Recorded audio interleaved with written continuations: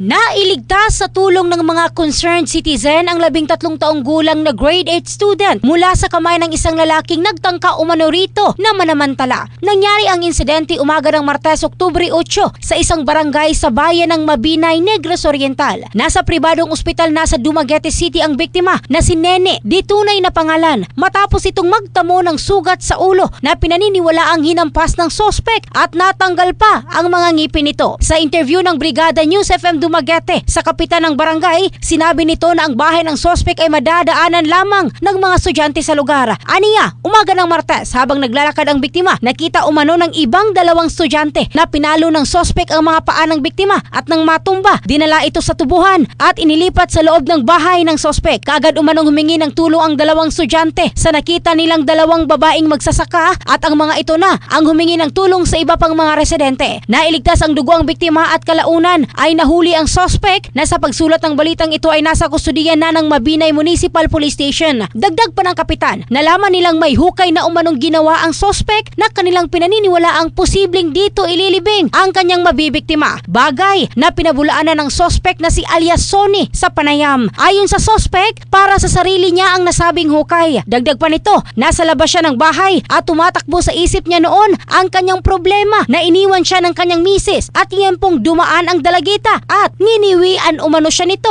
kaya niya ito pinalo ng kahoy sa paa. Nilinaw din ng sospek na wala umano siyang balak pagsamantalahan ang biktima. Nagsisisi umano siya sa kanyang nagawa at handang harapin ang karampatang parusa. In the heart of changing lives, ito si Michelle Craste ng Brigada News Philippines, the Music and News Authority.